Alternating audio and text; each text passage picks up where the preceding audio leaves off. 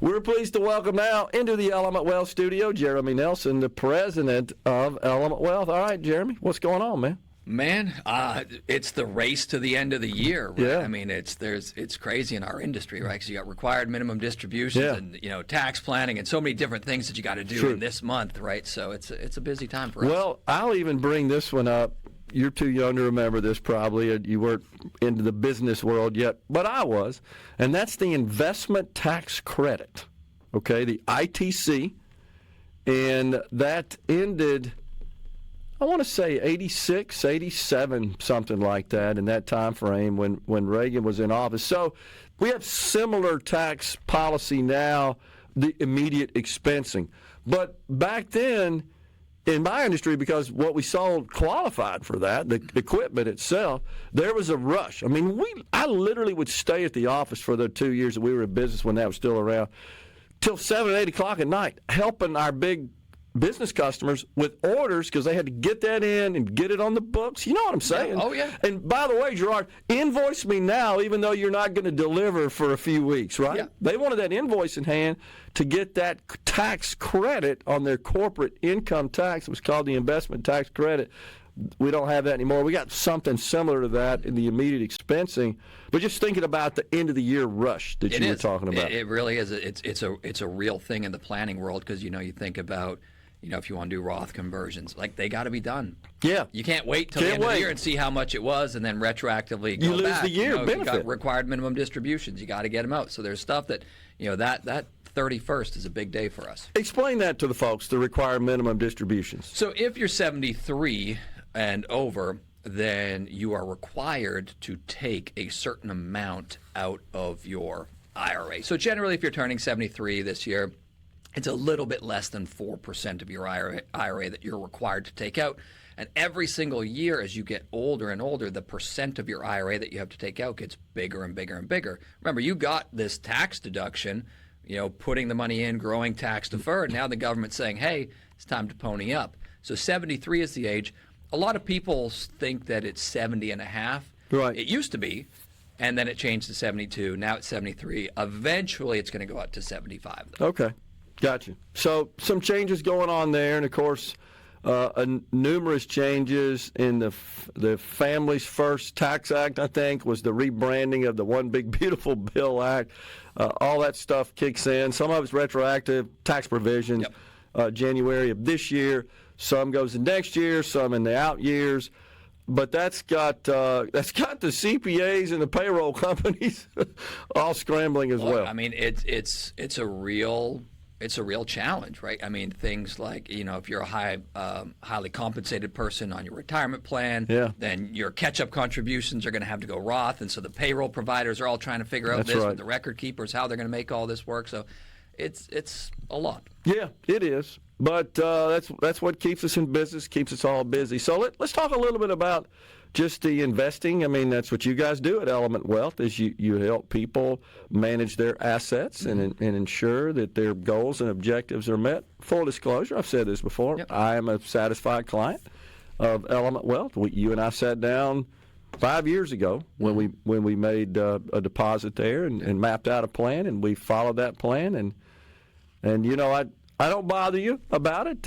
I trust you and your team and what you guys do. And the only time I'd ever say anything is if there's something that doesn't look quite right, and that's pretty rare, as you know. So we appreciate that. But what should people be thinking about right now with respect to these markets, which every day it's a new series of surprises, and hopefully we're getting at least some stability from tax policy perspective. That's big. That's huge. The tariffs are that's a volatile situation. Really up in the air. Ultimately what the Supreme Court decides is going to be a very big deal. Obviously we've got a Fed meeting going on right now. We'll get an announcement this week. Expectations, 90% probability that they're going to cut, and when the futures markets are that strong, generally the Fed does what the futures markets are expecting. Yeah. So I would be surprised if we don't get another rate cut. But look at the 10-year Treasury. I'm just talking about that. Just talking about that. Yeah. Right. And so, and this is the thing. So obviously, we're going to get a new Fed chair in May. Looks like it's going to be Hatchett, who's definitely, very pro-administration. Yep. But the long end of the curve, right, the 10-year, is not controlled by the Fed unless they want to do a massive quantitative easing program, print money to buy interest rates down, which I don't think any of us would advocate for at this point in time. So ultimately, I think that I'm watching that 10-year Treasury, and I'm very intrigued to see that it's drifting back up here. Yeah. I think right now we're at 4.18%. Yep. So that's what really affects things like mortgage rates, right? So, obviously we want mortgage rates to come down to improve the housing affordability, but those mortgage rates aren't dipping down that much. I bought a house last year, and I did a bridge loan, kind of a 1-year loan with the bank because I had to sell my other house too, and I just signed the paperwork this morning. I got it down to 6, right, which was okay, but I was kind of hoping that maybe we get closer down to 5, and it hasn't happened yet. So today, if we're planning for next year, the number one thing that I would just encourage anybody to be thinking about is diversification, right? We're really starting to see a little bit more volatility here. We're questioning the return on investment of these big tech companies, right? We have to remember, 10% of the S&P 500, that's the largest 500 companies, 10% of that index is in, 40% of that index is in 10 companies. Yeah, 10 companies. The most concentrated it's ever been. We're kind of questioning some of the investments and whether or not they're going to get the return on all of this capital expenditure that they're making towards artificial intelligence. You're seeing a lot of dollar weakness, surging returns in emerging markets, international. So I would just encourage people really to be thinking about diversification. Think about risk. What's worked for the last 2 or 3 years isn't necessarily what's going to carry things going forward. There's a lot of other very interesting opportunities in the markets right now. Well, and let's talk about the macro picture in the economy a minute. Just some information that maybe the average person isn't aware of, but we did have a blowout Black Friday, but I don't think that was unexpected. But adjusted for inflation, it was pretty mediocre, right? It was pretty. 1.7%, I think, is the latest data I saw. Yeah. So look, the consumer is okay right now. Credit card debts, auto delinquencies, but consumption is so. When we look at consumption in aggregate, it is so skewed towards the top end. Yes. Right. So there's a lot of people in this country who are doing really, really well, but there's more people who are looking at things and going, hey, it's not that good for me right now. I'm really struggling to keep up, to pay rent, to make my mortgage, to make those auto payments, right? And so, yes, overall consumption is good. It was, up 1.5% or so. That's fine. Adjusted for inflation versus last year, 1.5% increase. But it's like, we need more than that, right? To really say, hey, the consumer is robust. What I would say today is the consumer is okay because it's still being skewed by the top end of consumers. Like 50%, a small percentage of consumers account for about 50% of total consumption. Last I looked, is that right? Yeah, it's like the top 10% is like well over half of consumption. Yeah, and that's disturbing. But I submit, just get your reaction on this. I'll throw it out there, and we come back and talk about it on the other side of the break. That it's business capex that's driving GDP, right? Oh, 100%. And that is up 9% over last year, and about 95% is the AI industry. Oh, that's where it is. So all of that, that's what's driving the economy right now. So we got Jeremy Nelson, the president of Element Wealth, in the Element Wealth studio. We're taking a break. We'll be right back. Oh, that's an appropriate tune there, Will. We appreciate that. Okay, so we were just talking about GDP growth. So Secretary of the Treasury, Scott Bessent, is really out there pining about the GDP growth. And there's no question. We had, 3.8%, I think, last quarter. It's expected to be in that range this quarter.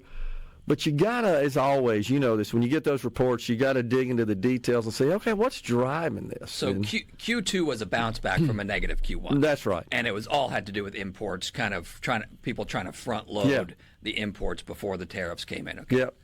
So what you're seeing right now is consumption that's meh, like, you know, it's okay. The consumer's okay, but it's not growing rapidly at this point in time. So, you know, if you think GDP, right, consumption plus investment plus government spending plus net exports, right? Yep. So the consumption side is like, meh, like, okay, it's definitely not contracting, so that's good. Investment is where we're getting the big boom in GDP right now. Right. Now, the majority of that, like 95% or so, is in the AI build out. Now, there's what the market is digesting right now is, are these companies actually going to get a return on the investment that they're putting into this? Because they're committing tens of billions of dollars every quarter to this AI build out, right? You know, government spending, obviously, you know, that's something where Doge was supposed to cut, so that's not a big boom right now. And then obviously net exports, the idea of the tariffs was to, you know, reduce the trade deficit, right? Overall, though, if you pull out kind of the AI story and the build out on investment, you've got a really flat economy right now. In fact, one report, Jeremy, I saw indicated that since the pandemic, that the entire economy, except for AI and related industries, is flat. Yeah. Basically flat in 7 years, essentially, 6 years. But it's this AI revolution that's really driving all the GDP growth. And what you're then seeing because of that is this discrepancy in what we see in the numbers as a whole and what the market's doing and what the average person is feeling. Yeah. Right. Now, look, if you've got money in the stock market and these top 10 companies, most of which are technology, are booming and doing well, you're looking at your portfolio, you're feeling pretty good. Sure. If you don't have it, and we've got this relatively flat economy, you're looking at it going, oh, wait a minute, you know, inflation has been hitting me. You know, I'm not feeling like I'm moving at the pace. I feel like I'm falling behind, especially because housing costs have gone up so much. Although we're starting to see some better number on rents right now, so that's good. But it's a very interesting time. There's a lot of noise with the government shutdown. We haven't been getting all of the data, and so you just got conflicting data all over the place. The market as a whole is kind of hanging in there, betting that things are going to be good. But we've definitely seen a little bit of a slowdown here, right, over the past 6-7 weeks in the market, where we're kind of moving into that show me phase right now.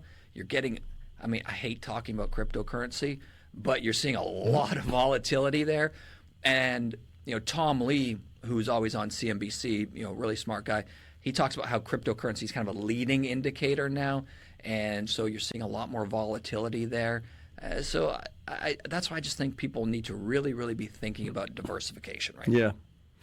Yeah, I mean it's the old hedge your risk situation, right? Yeah. And don't be too concentrated in one area. Yeah, look, and I think there's opportunities within, you know, the picks and shovels of the AI industry. I was actually just up in Manhattan. I was at Blackstone, the world's largest private equity manager. I was up there for meetings, and you know, got to sit down and listen to all of the teams that run infrastructure, real estate, private equity, private credit. It was very fascinating to see, you know, what they're seeing right now. I think there's a lot of opportunity. I don't think people should be too bearish, but you need to be diversified. You know, I just don't see the continuation of the market with this level of concentration going for too much longer. Yeah. And I think that's consistent with what most analysts are indicating as well. But it's hard to talk at a macro level when you look beneath the covers. Again, most of that's being driven by one segment of the economy. It is, and again, that segment, their core businesses are highly profitable. Yeah. This new business that they're investing tens of billions of dollars into every year, is not yet profitable. Trillions, actually. Yeah. Well, each of them individually. Yeah. And so that's the real challenge here, right? Is that you're seeing, normal old school businesses they're doing okay, but they're not doing great. They're generally pretty cheap now, though. And then you got this one segment over here that's the shiny new thing, and it's like, hey, look what we're going to do. Look what we're going to do. Yet no one really has a formula yet for how we're actually going to make a return on this investment. But they are profitable. We have to acknowledge that. This isn't like the .com deal where hopefully one day we're going to make a cash flow, produce a cash flow. And that's why I don't like the comparisons to the .com bubble, because the difference here is this investment is coming out of their cash flow. Yeah. Now, we're paying a premium for these companies, right? And in order for them to continue their growth rates, this investment is going to have to pay off. If this investment isn't as profitable, the valuations will really come into question at a point in time. But they're doing it out of profits and cash flows. They're not loading up in a bunch of debt to do this. That's right. So I think that hey, this is the .com bubble is a false narrative. Are there shades of the hype? Are there some similarities? Yes, but do I expect that when this comes down, the NASDAQ goes down 80%? No, absolutely not. So the CBO now is estimating, I was just telling you on the break, I'm waiting for the November Treasury report, and it's real simple. It's a series of documents, but the main one is here's how much money we took in, and here's how much we spent, and here's what the surplus or the deficit was. But the CBO does project those figures. They're estimating that we produced a $439 billion deficit for the first 2 fiscal months of fiscal year 26, with the federal government. October 1 launches the new year, of September 30th fiscal year end. So we've had 2 months, October, November, $439 billion. That means we're on a run rate extrapolating at about $2.5 billion, $1 trillion deficit. Well, trillion. Look, you and I have talked about this for like 3 years off and on the show. Yeah. And if you want to know what my number one hot button is, it's the deficit, right? And right now, with that dollar weakening, interest rates coming down, there is less interest in foreigners buying our debt. And that means this deficit becomes a bigger and bigger and bigger issue. And part of this is why you're seeing, hey, the Fed's cutting rates, but the 10-year Treasury's going up. Yeah, that's exactly right. And that's the pickle we're in. We under no administration have we done anything really about actually addressing this deficit. We're going back to 2000 since we've had a balanced budget. And as a fiscal conservative, that's the thing that drives me nuts, because eventually the piper has to be paid. So I haven't said this on the show yet, but after I got this report just yesterday from the CBO, actually it was reported in my email, the Committee for a Responsible Federal Budget had someone from that organization on the show a couple of weeks ago talking about the trajectory of Social Security. But I started thinking about it, just doing the math, annualizing that figure. So we're less than a year away where our debt eclipses $40 trillion. Yeah. $40 trillion. If right now, if you look at our debt to GDP ratio, we have surpassed where Greece was when they were collapsing in the early 2010s. That's the concern. Now, we're obviously a very different economy than Greece is, so I'm not saying we are Greece. But just for a reference point, we're just pushing that to that point, right, where I think we're getting to the limits of the ability to service this, because it's compounding on itself now. And that's the real challenge. It's a concern for sure, and we keep talking about it on the other side of the break, but just for a little reminder to folks, at the end of fiscal year 2019, this was, of course, right before Mr. Trump was elected or the election was held in 2020, I should say, and Joe Biden won. But at the end of that year, we were at $22.7 trillion. 22.7. Now we're approaching 40. It's eye-opening. 6 years. We go from 22 to 40. Unbelievable. Jeremy Nelson, the president of Element Wealth, is in the Element Wealth studio. Another segment is next. It's middays in the Element Wealth studio, visiting with the president of Element Wealth, Jeremy Nelson. So, all right, so we've talked about the macro economy and how that might affect people. So I do feel like that there are some effects of the Working Families Tax Act, a.k.a. the One Big Beautiful Bill, that they lag in terms of their impact. Certainly, I've said on this show that probably the provision that will have more positive impact on the economy than either really are the business provisions, not the individual provisions, specifically the immediate expensing, because that was being phased out and had been cut down to 50%. That was the only way the Republicans could pass that in 2017 to get within the reconciliation parameters. But now that's been restored. Mm-hmm. I think that'll have a bigger impact. So what we're seeing in terms of GDP growth is mainly business capex taking advantage of that provision. Your thought? Absolutely. So the biggest benefactors of the bill are businesses. Now let's think about if you're a retiree, right? So next year you're going to get this $6,000 per person additional deduction. Standard deduction. Right.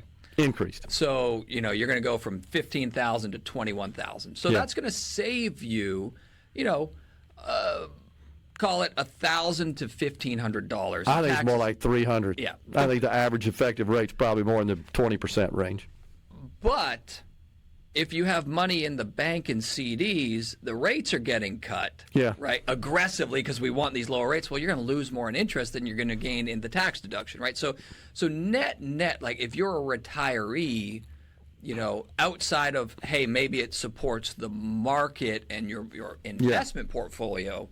It's like, okay, it's not really doing a lot. Yeah, it's kind of a wash at the end of the day. The individual provisions. I looked at for myself next year, and I was like, increasing the SALT, the state and local tax, that's going to help me out. Me too. A little bit there, but it's nothing really changed for me outside of that. And then for really high-income earners, that gets phased out anyway. That's right. So there's a lot of different phase-outs. So for the individual, the provisions within the bill are kind of, I would say, overall net neutral. Right? Yeah. But where the biggest benefits come is for businesses. So as investors, right, we like that. It's good for us. Yeah, no doubt about it. The deductibility, it's not an exemption, but the deductibility of tip income for certain qualified taxpayers, and then the premium portion on overtime, that's one of the most confusing things to people that think all of their overtime is deductible. It's not. Only the premium portion. That extra 50 cents an hour, or whatever it is. Right, that you earn when you're working in an overtime situation. And the other thing is these things have a sunset provision on them as well. Yeah, they're not long lasting. 28 for tips and the increase in the senior standard deduction and overtime, and then the SALT, I think, is 2030 is when it expires. So it's not permanent. So you get essentially 3 years of it. So you're gonna get a little bit here for a little while, and then it's gonna go back to what it was. Yeah. Right. And again, I think that this is when we talk with clients about long-term tax planning or younger people. Hey, should you do Roth contributions or pre-tax contributions to your 401k? We're just saying, hey, look, I don't think that the tax environment's going to get better. We just talked about pushing $40 trillion in debt. Right? So, I mean, logically speaking, do we think that tax rates are going to get better or worse in the future? Well, even if I don't think that they get better than they are, they probably end up getting worse, right? So, take advantage of everything while you can today at these lower rates, because if we get to a point in the future where we actually start addressing these things, and eventually we will be forced to address these things, then the piper's going to get paid. It's going to get a little more expensive. Yeah. Now, so something else, and we're not giving tax advice here. I want to be clear on that. We're not licensed tax advisors. We got to give that disclaimer. But this overtime and tips thing is, and even the SALT deduction, those are deductions, not exemptions. So that's not going to be reflected in your payroll, for example. Correct. You have to make some adjustments with your HR department, whoever administers your payroll internally, not the payroll people, payroll system provider, your HR, your payroll administrator, and your company would have to deal with it on your behalf. But if you want to get that benefit now in your pay, you'd have to make some adjustments. It's not going to happen automatically because it's a deduction, not an exemption. Yes, exactly. And then I would also just point out, like cash tips, how many people were really claiming them anyway? Exactly. I'm just not sure that the impact is quite what it's projected to be. And there's a really tiny percentage of people in this country that work overtime. I mean, it's kind of a good thing. We've figured out a way to get more work done in less time, so we don't have a lot of overtime situations. Again, net, it's not hurting anyone. It's a little better. Yes. But the boom is on the corporate side. That's right. I think that's where, and what we hope is that produces higher GDP so that ratio of debt to GDP stays somewhat reasonable, but it's getting out of control. We got to see that deficit coming down. Very important. Jeremy Nelson, the president of Element Wealth, has been our guest in the Element Wealth studio. It's top of the